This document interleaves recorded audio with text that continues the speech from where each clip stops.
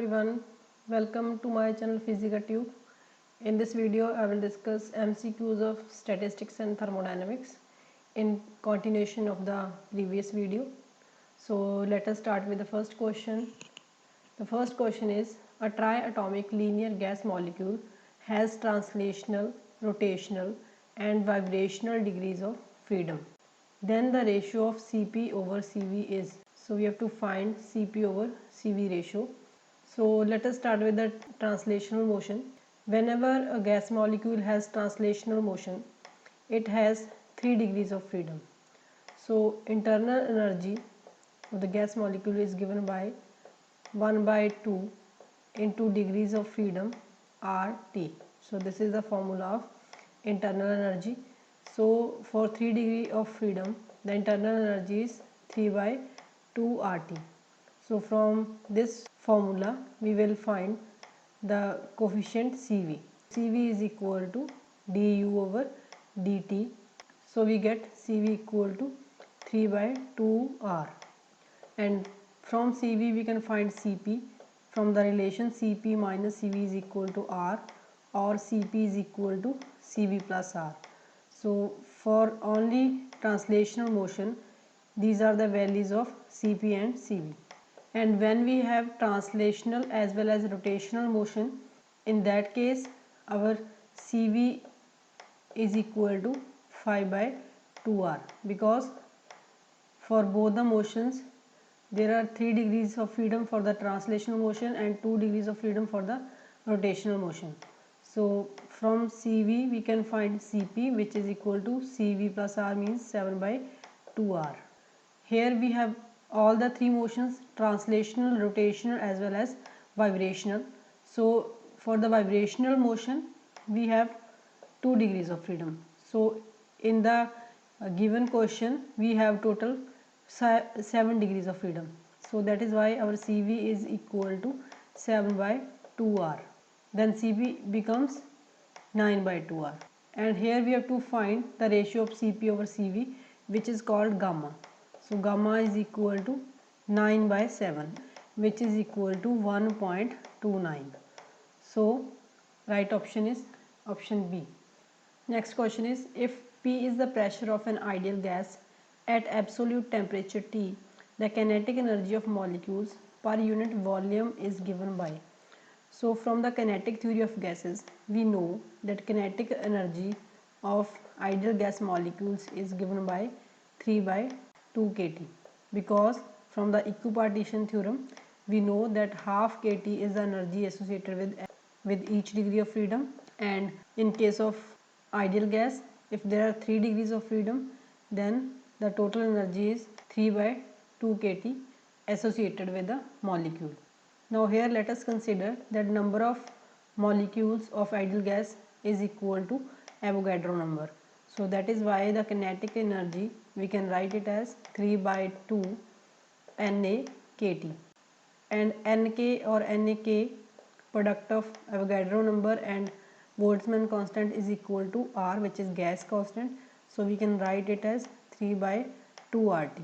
So this is one way of finding kinetic energy. Other thing is that we have ideal gas.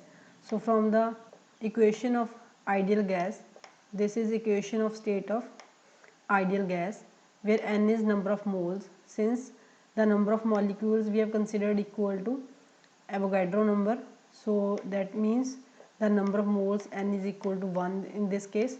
So PV is equal to RT. So now what we will do, we will substitute this value of PV in this equation. So kinetic energy of ideal gas molecules will be equal to 3 by 2 PV. And here we have to find kinetic energy of molecules per unit volume. So it means kinetic energy per unit volume is 3 by 2P. So right option is option A. Next question is, the dimensions of a constant A in van der Waals gas equation is. So most of the real gases obey van der Waals gas equation, which is given by, so this is van der Waals gas equation. Here we have to find dimensions of A. Now we know one thing from the dimensional formula or dimensional analysis, which you have studied in class +1, that only the quantities which have equal dimensions can be added or subtracted. So here this term is added with the first term, which is pressure. So it means dimensions of pressure is equal to dimension of this term. So in other words, we can write dimensions of P is equal to dimensions of A over V square. So dimensions of A are dimensions of pressure into dimensions of volume square. So option C is correct. Next question is, which of the following is an example of second order phase transition? So now first let us discuss what are first and second order phase transitions. In case of first order phase transitions, when transition takes place from one phase to another phase, like from solid to liquid or liquid to gas or solid to gas or vapor, in that case what happens, the transition is accompanied by emission or absorption of some heat. So that heat is called latent heat and it is denoted by L. So if latent heat changes, then entropy of the system also changes, because entropy is Q over T and Q is equal to ml over T. So if L changes, entropy of the system will also change. And third thing is that volume of the system also changes abruptly for the first order phase transitions. So if L, S and V are changing, the transitions are called first order phase transitions. But in case of second order phase transitions, the latent heat L is not involved. So it means there is no change in entropy or volume in that case. So out of these four options, option A and B are the second order phase transition. So it means right option is D. And option C here is the first order phase transition. Next question is, which of the following is true? So we are given P versus V graph. So in this graph there are two curves. This curve is A and this curve is B. So we have to find out whether the processes are adiabatic, isothermal, isochoric, isobaric. So we name the processes which are represented by the curves A and B. So let us first check the option B. In this option we can see that they are saying that curve B is representing isobaric process. Isobaric means there is no change in pressure, but for the curve B the pressure is changing, as you can see from the graph. So it means this option is incorrect. Then let us check option D, and in option D they are saying that B is isochoric process. Isochoric means there is no change in volume, but from here you can see that volume is also changing for the curve B. So that is why option D is also incorrect. So it means our answer is between these two options, A and C. So let us find out. For that what we will do, we will write the equation of state for the isothermal as well as adiabatic processes. So this is the equation of state if n is equal to 1. This is the equation of state of the isothermal process. And equation of state of the adiabatic process is given by PV power gamma is equal to K, where gamma is ratio of Cp and Cv. So what we will do next, we will find slope of the curve which is given in this figure. So how to find slope? P is equal to RT over V. Since the process is isothermal, so T is constant, R is also constant. If we take derivative of P with respect to V for the isothermal process, it is equal to minus RT over V square. Substitute value of RT, which is equal to PV over V square. So it means curly P over curly V means slope of these curves for the isothermal process is equal to minus P over V. So now let us find slope for the adiabatic process. So P is equal to K V power minus gamma. Now curly P over curly V is equal to minus gamma K V power minus gamma minus 1. So it is equal to minus gamma into K V power minus gamma into v power minus 1. From this equation we can substitute value of Ka v power minus gamma, which is equal to P. So minus gamma times P over V. It means slope of the curve for the adiabatic process is equal to gamma times, since minus P over V is slope of isothermal process, so gamma times slope of isothermal process. So this is the relation between the slope of adiabatic and isothermal process, and since gamma is always greater than 1, it means then slope of adiabatic process is always greater than slope of the isothermal process. Now from the curves let us find slope of both the given curves.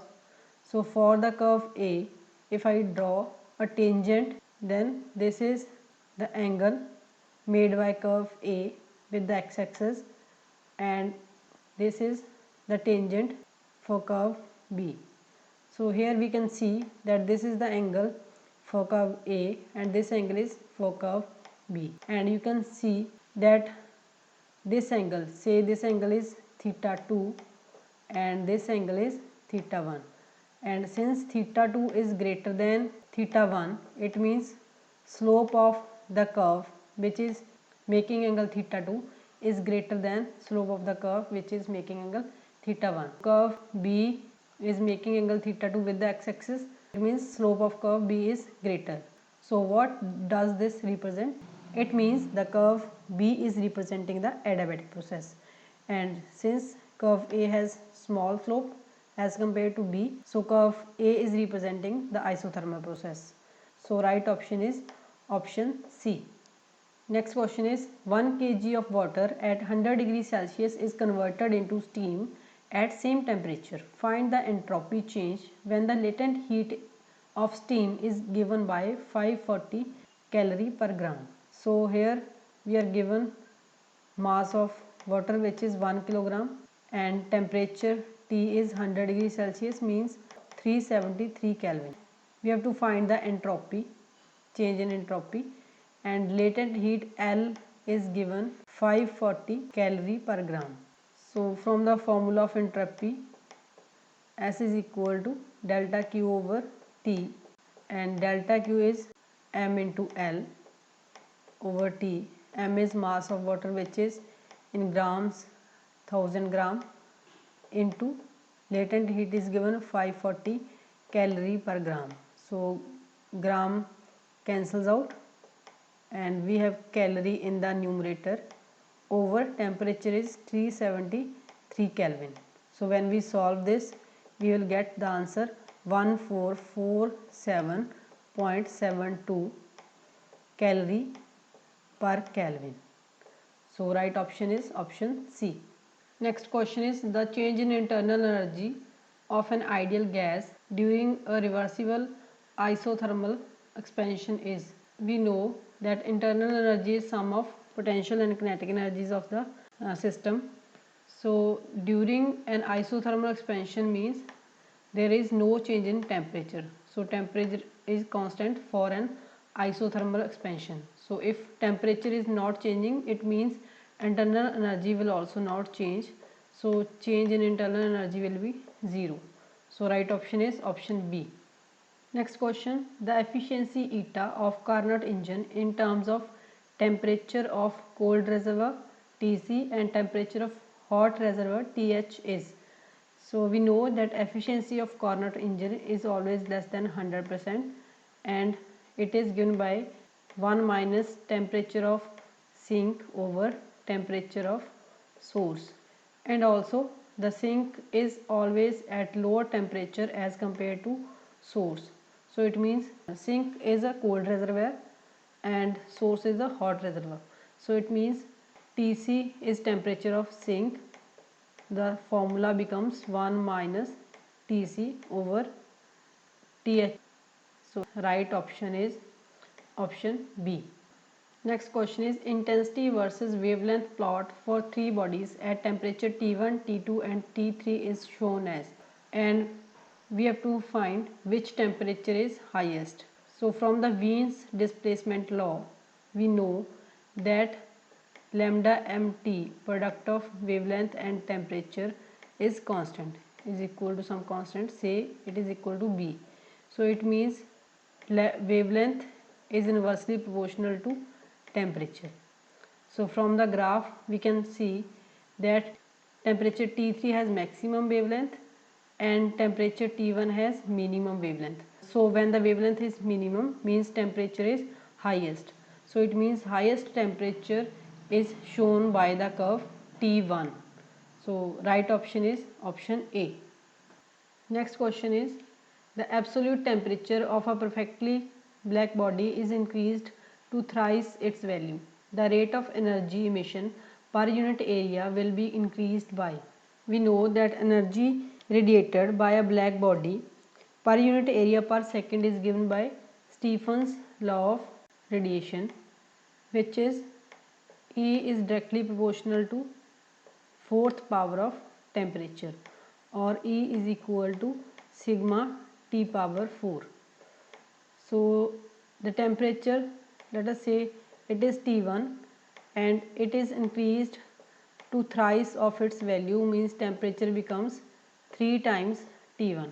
So when the temperature is T1, energy is E1, which is given by sigma T1 power 4. So for the temperature T2, if energy is E2, it is equal to sigma T2 power 4, 81 E1. So it means 81 times E1. So option B is correct. Next question, if Ti denotes temperature of inversion of Joule-Thomson effect, heating takes place when?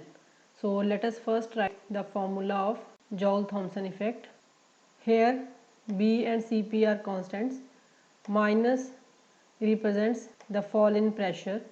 So this minus sign is with dP, and Ti is temperature of inversion. So dt shows the cooling effect if T is less than Ti, means if T is less than Ti, the right hand side becomes negative, then it shows cooling effect, and if T is greater than Ti, then the right side is positive, means dt is greater than 0, then it will show the heating effect. And if T is equal to Ti, there is no change in temperature. So in this case the heating takes place when T is greater than Ti. So correct option is option C. Next question, which of the following quantity represents the temperature of inversion in case of Joule-Thomson effect? As previously we have written the expression of Joule-Thomson effect, in the expression of dt, the temperature of inversion T minus Ti, this Ti is temperature of inversion and it is given by this formula 2A over Rb. So when we derive expression of dt in the Joule-Thomson effect, then somewhere we substitute value of Ti equal to this. So A is the right option. Next question is, which of the following is true for adiabatic process? So we know this is the equation of adiabatic process, PV power gamma is equal to constant, and now we will find this relation in terms of temperature and volume and temperature and pressure. Here there is some mistake in this option, I will tell you later. We know that PV is equal to RT. So what we will do, we will substitute value of P from this equation first, and then we substitute value of V from this equation in equation 1. So P is equal to RT over V. So equation 1 becomes RT over V into V power gamma is equal to constant. R is also constant, so it means the other equation for the adiabatic process is Tv power gamma minus 1 is equal to K. So option B is also right. Now we substitute value of V in equation 1, or sorry, here it is P, or P power 1 over P power gamma, R power gamma, T power gamma is equal to K, and here R power gamma is a constant. So we can write the other equation in terms of temperature and pressure is T power gamma, P power 1 minus gamma is equal to constant. The option C should be given like this. but there is some printing mistake. So otherwise all the three options are right. Next question is, efficiency of a Carnot cycle changes from 1 by 9 to 1 by 3 when the temperature of source is raised by 100 Kelvin. Calculate the temperature of sink. So here first we write the formula of efficiency. Efficiency of Carnot engine is given by 1 minus temperature of sink over temperature of source. Initially, let us say the entropy is 1 by 9, eta I is 1 by 9, and it changes to 1 by 3. So final entropy is 1 by 3. Let us say the initial temperature Ti is equal to T, and when it is raised by 100, means when T becomes T plus 100, let us say it is Tf. These both are temperature of source. So when the temperature of source is raised by 100, the entropy becomes this. So for eta F, this is the temperature of source. For eta I, this is the temperature of source. So now let us use this formula to solve this problem. Eta I is equal to 1 minus T sink. We have to find temperature of sink, T sink, over this is Ti. In first case, here eta I is equal to 1 by 9 equal to 1 minus T Si over Ti is equal to T, and solve this equation. We will get T sink is equal to 8 by 9 T. This is one equation. This is equation number 1. Let us choose the second thing, that is final entropy. Then eta F is equal to 1 minus T sink over Tf. Tf is equal to T plus 100, and eta F is equal to 1 over 3. So 1 over 3 is equal to 1 minus T sink over T plus 100. Now we will solve this equation. We get 2 by 3 equal to T sink over T plus 100. Now what we will do, we will substitute value of T sink from equation 1. So this equation will be 2 by 3, 8 by 9, T by T plus 100. So when we solve this, we will get T is equal to 300. Temperature, initial temperature Ti. So temperature of source is equal to 300. Now we have to find the temperature of sink. So from equation 1, temperature of sink is equal to 8 by 9 into 300. And when we solve this, the right answer is B, 266.6 Kelvin. Next question is, second order phase change of a substance is characterized by. As I have already discussed about the second order phase transitions, so in second order phase transitions there is no latent heat involved. If there is no latent heat, means there is no entropy, and also there is no change in volume. So right option is option A.